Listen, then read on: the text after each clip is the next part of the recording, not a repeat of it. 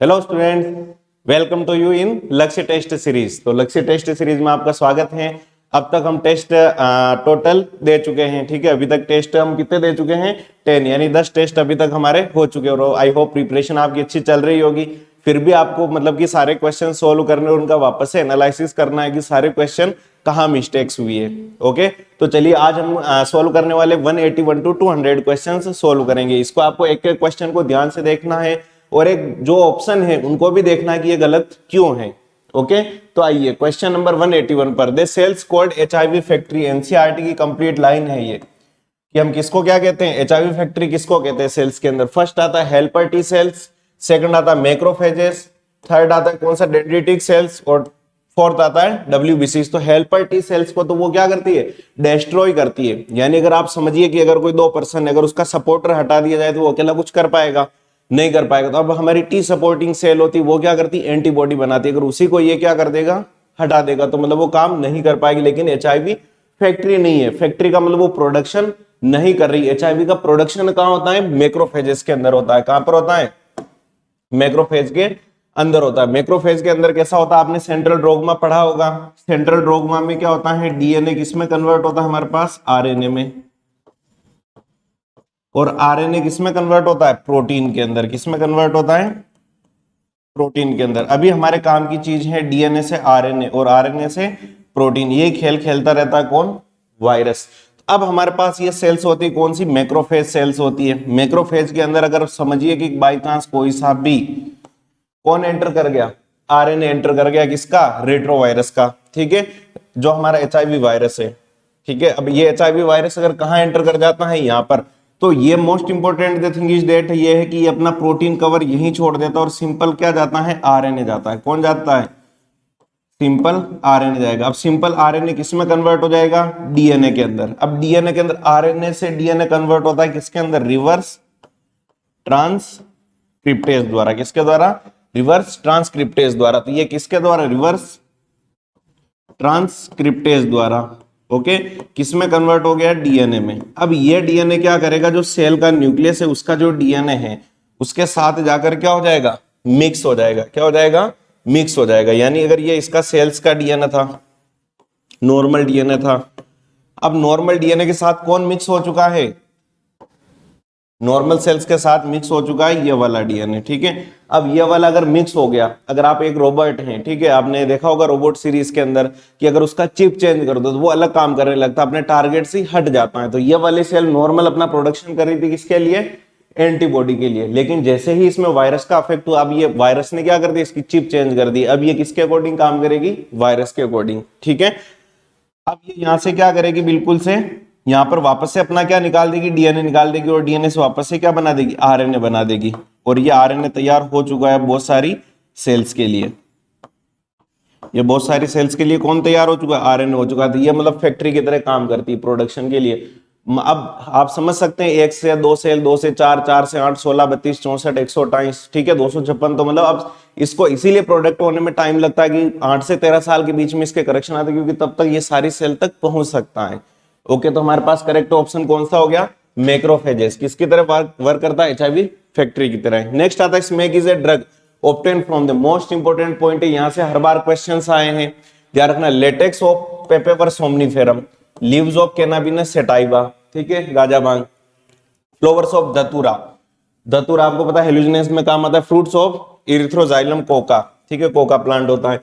तो हमारे पास करेक्ट ऑप्शन कौन सा है इसका, ए वाला, लेटेक्स ऑफ पेपेवर सोमनीफेरम। ये याद रखना, इसको नॉर्मल कहते हैं अफीम का पौधा। कौन सा पौधा है ये, अफीम का पौधा है।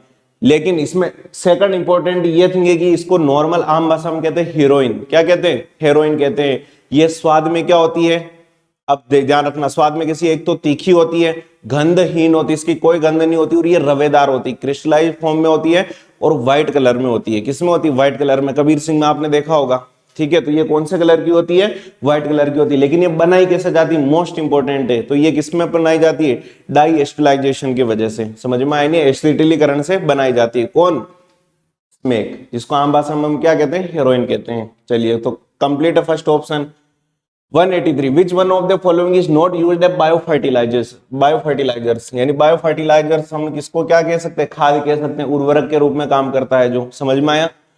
फर्स्ट है बेसिलस thuringiensis, वायरस है, इसको हम क्या कहते हैं, बीटी वायरस कहते हैं, क्या कहते हैं, बीटी वायरस। नेक्स्ट आता है हमारे पास कौन सा, एनाबिना, नोस्टॉक और राइजोबियम, ये तीनों के तीनों किसका फिक्सेशन करते हैं, नाइट्रोजन फिक्सेशन करते हैं प्लांट की रूट्स के अंदर। आपने तो ये तो पढ़ा होगा राइजोबियम, जो क्या करता है, ध्यान रखना, हमारे जो जितने भी पल्सेस होती है, दाल होती है, इनकी जड़ों में नोड्यूल्स बना देता है राइजोबियम और नाइट्रोजन फिक्सेशन करता है। अब ये नाइट्रोजन फिक्सेशन अगर करेंगे, ठीक है, तो नाइट्रोजन फिक्सेशन करके क्या करेंगे, नाइट्रोजन को नाइट्रेट में कन्वर्ट करेंगे।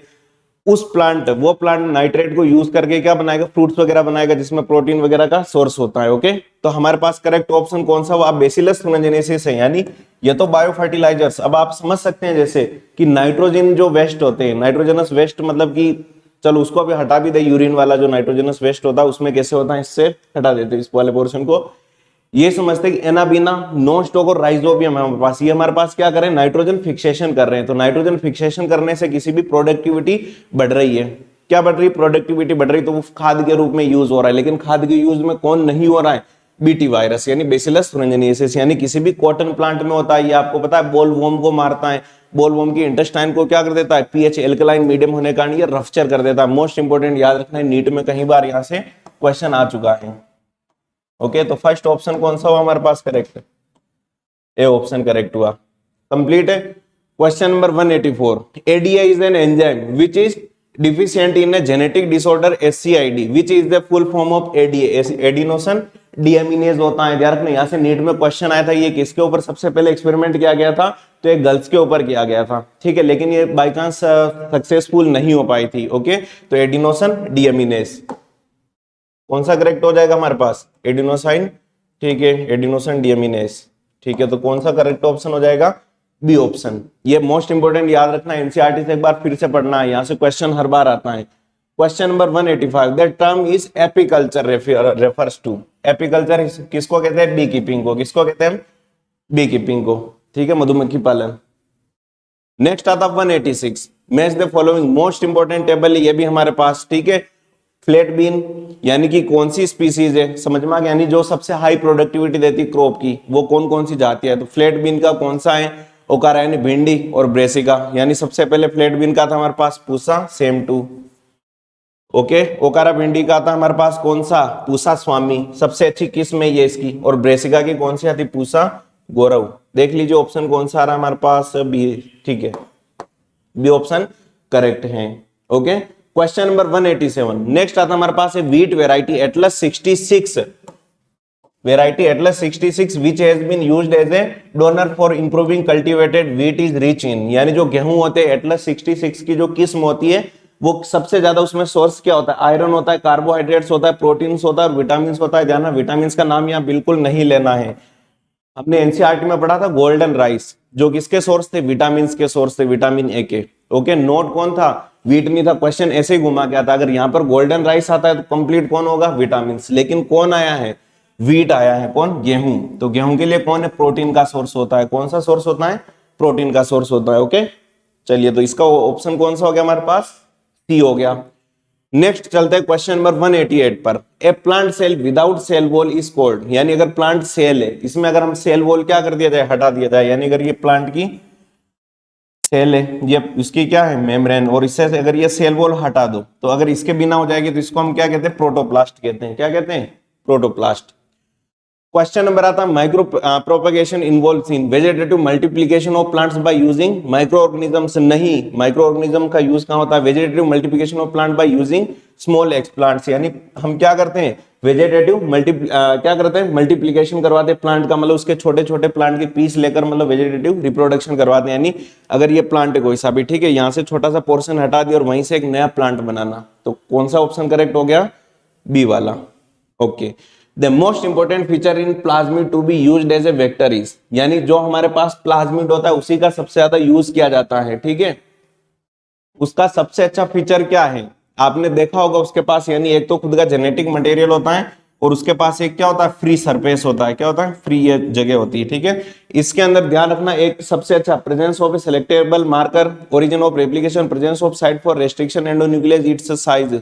सबसे अच्छा है, ध्यान रखना इसमें क्या होता है, ओरिजिन ऑफ रेप्लिकेशन होता है, इसलिए सबसे इंपॉर्टेंट है ये। कौन, प्लाज्मिड, याद रह जाएगा। चलिए question number 191, which of the following bacteria is used as a vector for plant genetic engineering, यानी प्लांट में जेनेटिक इंजीनियरिंग के लिए सबसे ज्यादा कौन यूज होता है। Agrobacterium tumefaciens, bacteriophages, Thermus aquaticus. Thermus aquaticus आपने पढ़ा था पीसीआर के अंदर। पीसीआर में एक चेन हम क्या करते हैं, डीएनए की बहुत सारी कॉपीज बनाते हैं।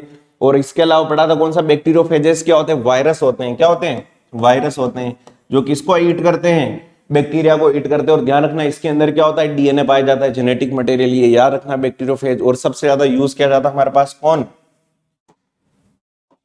Agrobacterium tumefaciens.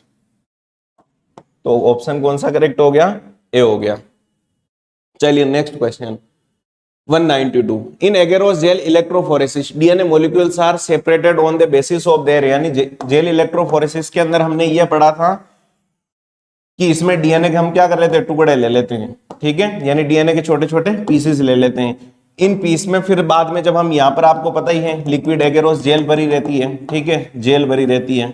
ये जेल कहां से निकाली जाती है, सीवीड से, यानी समुद्री ग्रासेस से निकाली जाती है, ठीक है। जब इसमें हम क्या करते हैं, करंट लगाते हैं। तो अब आप समझिए, एक हाथी और कुत्ते की दौड़ करवाइए, समझ में आया। हाथी और खरगोश की हम इसलिए नहीं करवा सकते, यहाँ पर एक रिस्क है कि खरगोश बीच में क्या कर सकता है, सो सकता है। अगर हम एक हाथी और कुत्ते की दौड़ करवाए तो जीतेगा कौन, कुत्ता, ठीक है। हाथी क्योंकि जब तक दौड़ेगा तब तक कुत्ता पहले पहुंच चुका होगा। या अगर आप समझिए, अगर 4-5 हैं, ठीक है, एक पतला लड़का ले लेते हैं, एक मुझे ले लेते हैं, अगर एक मेरे से भी अगर मोटा है, तो सबसे पहले कौन पहुंच जाएगा, जो सबसे पतला है। समझ में आ गया।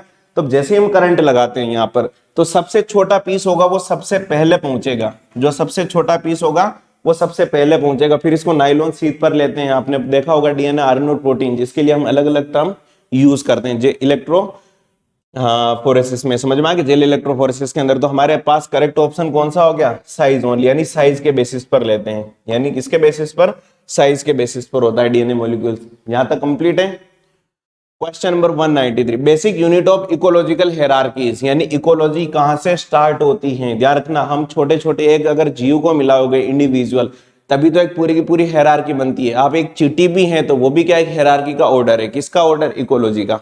समझ में आया नहीं है। तो अब पॉपुलेशन तो बहुत बड़ा एरिया हो गया, यानी बहुत ज्यादा, अगर 100-200 लोग भी हो गए तो वो पॉपुलेशन के अंदर आ गए, तो वो तो बनाएंगे नहीं। अब सोचिए वो बने किससे, एक एक आदमी से तो बने। तो मेरी बॉडी किससे बनी, सेल से बनी है, तो सेल एक यूनिट है। तो वैसे अगर इकोलॉजी की यूनिट पूछा जाए तो कौन है, इंडिविजुअल, जिसके अंदर कौन आता है, organism.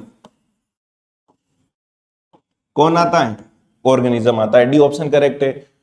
Kangaroo and desert rat that live in conditions of water scary are capable to meeting all their water requirements by, यानी ध्यान रखना, कंगारू रेट अपनी लाइफ में कभी भी पानी नहीं पीता है। नहीं पीने का हमने कुछ रीजन पढ़े थे। रीजन ये होता है, ध्यान रखना, एक तो उसमें वसा की क्या होती है, मोटी लेयर होती है। अब वसा कौन सा होता है, कनेक्टिव टिश्यू। कनेक्टिव टिश्यू का पार्ट कौन सा, लूज कनेक्टिव टिश्यू। और लूज कनेक्टिव टिश्यू का भी कौन सा पार्ट पढ़ा था हमने, ध्यान रखना, 2 पार्ट पढ़े थे हमने, ठीक है, एडिपोज और कौन सा, एरियोलर। तो उसमें एडिपोज टिश्यू एक मोटी लेयर पाई जाती है। वो लेयर क्या करती है, इन्वायरमेंट में इवोपरेशन से बचाती है। समझ में आए, वाटर को लॉस को बचाएगी, ठीक है।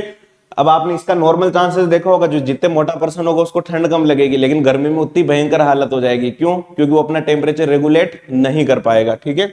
तो सेम इसमें भी होता है चूहे के अंदर। ये चूहा अपनी जिंदगी में कभी पानी नहीं पिएगा। क्यों, क्योंकि एक तो उसके अंदर जो फैट होता है, यानी जो खाना खा रहा है वो कौन, चूहा, उसी से अपनी वाटर कैपेसिटी क्या कर ले रहा है, पूरी कर ले रहा है। First reason. सेकंड रीजन क्या होता है, उसके अंदर एक फैट की मोटी लेयर होती है, जो क्या काम करती है, उसको पानी की लॉस होने से बचाती है। तीसरा जो मोस्ट इंपोर्टेंट, ध्यान रखना, इसके हेनले लूप सबसे बड़े पाए जाते हैं। हेनले लूप कहां होते हैं, पीसीटी के अंदर। पीसीटी के बाद आते हैं हेनले लूप, ये नेफ्रॉन के अंदर। ये हो गया हमारे पास बोमेन कैप्सूल, ये ग्लोमेरुलस, और ये क्या हो गया, पीसीटी, हेनले लूप, और डीसीटी और कलेक्टिंग डक्ट। तो इसके हेनले लूप साइज में क्या होते हैं, बड़े पाए जाते हैं। हेनले लूप साइज में बड़े होने के कारण ये वाटर एब्जॉर्प्शन पूरा का पूरा वापस से खींच लेते हैं। ओके, तो चलिए ऑप्शन पढ़ते हैं हम। तीनों ऑप्शन मैंने क्लियर बता दिए थे अभी। Having a thick coat of minimize evaporative, ठीक है, डेसिकेशन, यानी इसके अंदर क्या होता है, एक थिक मतलब कोट पाया जाता है, जो मतलब कि क्या करवाता है, इवोपरेशन से बचाता है, यानी वाटर का लॉस बिल्कुल कम करेगा, पसीना नहीं होने देगा। Oxidizing stored fat to produce water as a by product, यानी ध्यान रखना उसमें ऑक्सीडाइजिंग यानी जितनी भी रिएक्शंस होगी उसमें वाटर को प्रोडक्ट निकलेगा, यानी जो भी खाना खाया है उसे वाटर को खींच लेगा ताकि उसको पानी की जरूरत ना पड़े, उसी से कंज्यूम्ड हो जाए। Producing very concentrated urine and solid faeces, ध्यान रखना इन फीसेस के अंदर भी क्या नहीं होगा, बिल्कुल वाटर नहीं होगा और कंसंट्रेटेड यूरिन होगा। क्यों? क्योंकि हेनले लूप इसमें साइज में सबसे बड़े होते हैं। तो हमारे पास करेक्ट ऑप्शन कौन सा हो गया? डी। क्लियर है? चलिए क्वेश्चन नंबर 195, ऑर्गेनिजम्स में अवॉइड स्ट्रेसफुल कंडीशन बाय, अब आपने एनसीईआरटी की एक लाइन पढ़ी होगी, suspending their activism for some times if they do at avoid high temperature it is cold, यानी अगर हाई टेम्परेचर को अगर कोई अवॉइड करना चाहता है, ठीक है। नेक्स्ट आता है and they if do it avoid low temperature then it is cold, यानी अगर हाई टेम्परेचर में भी अगर कोई सर्वाइव कर रहा है उसको हम क्या बोलते हैं? एस्टिवेशन, ठीक है। और यहाँ पर नेक्स्ट आता है अगर कोई ठंड के टाइम, अब आपने रीजन पढ़ा होगा, पोलर बियर्स होते हैं भालू, ठीक है, वो वहां पर ज्यादा ठंड होती है पोलर रीजन्स पर, तो वो कहां चले जाते हैं? जमीन में चले जाते हैं, ठीक है। और अपने आप जमीन में भोजन कैसे निकालेंगे कि उनके अंदर एक फेट की मोटी लेयर होती है, उसी से अपना धीरे धीरे भोजन तोड़ते रहते हैं। समझ में आ गया? अगर एक छोटा सा पतला सा पर्सन है बेचारा, उसको आप खाना नहीं खिलाओ 5 दिन तो वो मरे जैसी कंडीशन पर आ जाएगा। वही अगर मेरे जैसा देख लोगे अगर कोई मोटा, तो वो काफी दिन तक सर्वाइव कर जाएगा। क्यों? क्योंकि उसके अंदर फेट टूटेगा। समझ में आ गया? तो वहां पर हमारे पास हाइबरनेशन और एस्टिवेशन। यहां पर एक चीज याद रखना, माइग्रेशन नहीं आया है। माइग्रेशन इसलिए नहीं आया, ध्यान रखना, आपने एनसीईआरटी की लाइन पढ़ी होगी कि मतलब अगर जिसके पास बहुत सारा पैसा है, एनसीईआरटी की लाइन दे रखी है, वो गर्मी आई और शिमला चला जाएगा या मनाली चला जाएगा, समझ में आया, और वहां गर्मी सेलिब्रेट करेगा। लेकिन एक गरीब आदमी बेचारा क्या करेगा? पसीना निकल जाने देगा, ठीक है, अगर वो कूलर भी अफोर्ड नहीं कर सकता है तो, ठीक है। तो अब हमारे पास माइग्रेशन क्यों नहीं आया है? क्योंकि हाई टेम्परेचर में वो चले जाते हैं। समझ में आया? हाई टेम्परेचर में माइग्रेट कर जाते हैं। कंप्लीट है यहाँ पर। तो इसका ऑप्शन कौन सा हो गया? एस्टिवेशन और हाइबरनेशन, ठीक है। एस्टिवेशन गर्मी के लिए, हाइबरनेशन किसके लिए? पोलर बियर्स के लिए, यानी जो भालू होते हैं वो कहां चले जाते हैं? जमीन में। तो complete 195। Question number 196, opuntia, okay, opuntia has a spine like leaves which help in, ध्यान रखना ओपेंसिया होता है उसकी मतलब की जो क्या होती है? लीफ होती है, वो किसमें कन्वर्ट हो जाती है? स्पाइन, यानी कांटों में कन्वर्ट हो जाती है। क्यों? क्योंकि ये ज्यादातर प्लांट प्रेजेंट होते हैं डेजर्ट में, ठीक है। अब डेजर्ट में वैसे ही पानी की कमी है, लोगों के पास पीने का मतलब पानी नहीं, तो प्लांट के पास कहां से आएगा, ठीक है। वहां पर जो जमीन में पानी होता है ग्राउंड लेवल, वो भी 1000 से क्या होता है? नीचे होता है। अब वहां पर प्लांट के लिए क्या होगा पता है? कि जितना भी वो वहां से नमी से, यानी वातावरण की नमी से पानी अगर वो क्या कर रहा है? कंज्यूम्ड कर रहा है, ठीक है, तो उसको भी बचाना उसकी जिम्मेदारी। अगर उसको लीफ रही तो लीफ से सारा पानी क्या हो जाएगा? इवोपरेट हो जाएगा। अब वही उसने सारे कांटों में ऐसे कर दिया, कांटों में उसको अपनी पत्तियों को क्या कर दिया? रूपांतरित कर दिया, मॉडिफाइड कर दिया, तो वाटर लॉस बचेगा। समझ में आया नहीं? Reducing their rate of transpiration, first option ही करेक्ट है। कंप्लीट है ये वाला। Question number 197, okay, according to IUCN, international union of conservation of nature and natural resources, IUCN की फुल फॉर्म में, some of the extinctions include, यानी इसमें जो अब तक खत्म हो चुके हैं, डोडो, आपने पढ़ा होगा मॉरिशस की डोडो, अब तक खत्म हो चुका है, डोडो बर्ड्स होता है, ठीक है। थाइलेसिन, थाइलेसिन भी खत्म हो चुका है। नेक्स्ट होता है स्टेलर्स सी काउ, यानी समुद्री गाय, गाय भी अब तक खत्म हो चुकी है। नेक्स्ट आता है इंडियन गेजल, अरे चिंकारा, ठीक है, चिंकारा नाम आती है हमें सलमान खान का नाम याद आता है। समझ में आया? राजस्थान वाला आपको याद होगा, ठीक है। तो क्या वो खत्म हो चुके हैं? नहीं होता। अगर वो खत्म हो चुके होते तो सलमान खान की लाइफ भी अब तक खत्म नहीं होती। समझ में आ गया? क्योंकि इनको मारना बिल्कुल बैन है। इसके बारे में नेक्स्ट क्वेश्चन आ रहा है हमारे पास कि एक नेचर को कौन कंजर्व करते हैं? वहां के लोग। समझ में आ गया? वो क्यों करते हैं? इसको हम जॉइंट बोलते हैं, ठीक है। जॉइंट कैसे बोलते हैं अब इसके बारे में अभी नेक्स्ट क्वेश्चन आ रहा है हमारे पास। तो हमारे पास करेक्ट ऑप्शन कौन सा हुआ इसका? कौन कौन खत्म हो चुका है अब तक? थाइलेसिन खत्म हो चुकी है, मॉरिशस की डोडो और स्टेलर्स काउ। यहां पर एक ऑप्शन नहीं है, ध्यान रखना, पैसेंजर कबूतर खत्म हो चुके हैं, लेकिन वो यहां पर ऑप्शन में नहीं आए। अगर पैसेंजर कबूतर आते तो वो भी अब तक खत्म हो चुके हैं। समझ में आ गया? यानी अब डोडो, थाइलेसिन और स्टेलर्स काउ। तो अब इसके पास करेक्ट ऑप्शन हुआ हमारे पास सी। Okay, great.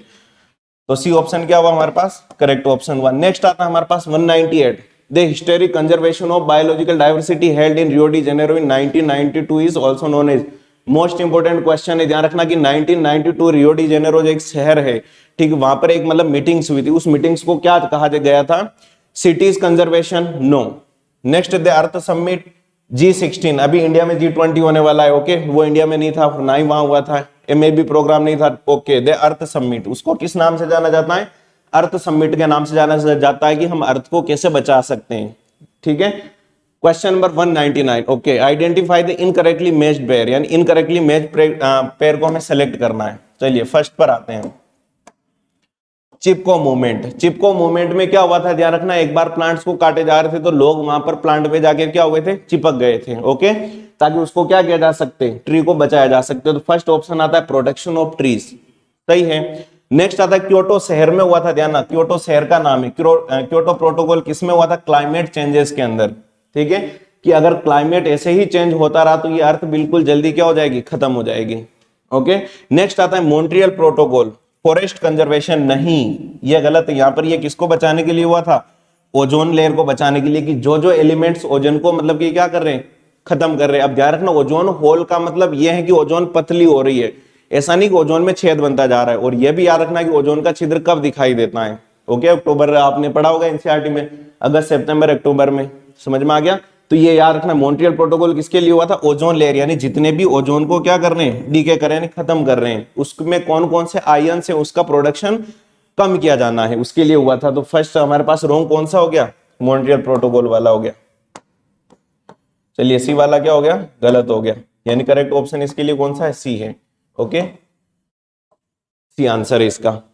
रामासर conservation, conservation and sustainable utilizer of wetlands, यानी इसका कहना यह था कि मतलब जितनी भी जमीन उसका क्या करना है, सही से यूज करना है, बिल्कुल सही था ये। नेक्स्ट आता है concept of joint forest management involves, अभी जो मैंने कुछ टाइम पहले बताया था वो चिंकारा वाला, समझ में आया, सलमान खान का जो केस हुआ था उस रिगार्डिंग, कि वहां पर चिंकारा को क्या किया जाता है, लोगों यानी गवर्नमेंट लोगों के साथ मिलकर उसको क्या करती, प्रोटेक्ट करती है, यानी गवर्नमेंट लोगों को सपोर्ट करेगी, लोग गवर्नमेंट को सपोर्ट करेंगे, समझ में आ गया। तो उसको हम क्या बोलते हैं, जॉइंट फॉरेस्ट मैनेजमेंट बोलते हैं, जेएफएम बोलते हैं, यानी लोगों की, यानी वहां के जो लोग रह रहे हैं उनकी सहायता से क्या करना, पर्यावरण को सुरक्षित रखना। यानी अब ये सोचिए, अगर गवर्नमेंट अकेला अगर चाहे कि पर्यावरण को सुरक्षित करना है तो नहीं हो पाएगा, क्योंकि जैसे ही जंगल में अगर क्या होगा, गवर्नमेंट कब तक रहेगी, गवर्नमेंट के इधर गए तब तक वो पीछे से क्या करेंगे, सारे के सारे शिकार ले जाएंगे। तो इसके लिए वहां के लोगों के साथ क्या किया जाता है, मैच किया जाता है, ओके। तो जो विश्नोई कम्युनिटी, ये भी याद रखना, आपको ध्यान रखना, विश्नोई कम्युनिटी किसके लिए रेस्पॉन्सिबल है, ध्यान रखना, पर्यावरण को बचाने के लिए, और मेन ज्यादातर किसके लिए, हिरण के लिए, चिंकारा के लिए, ठीक है।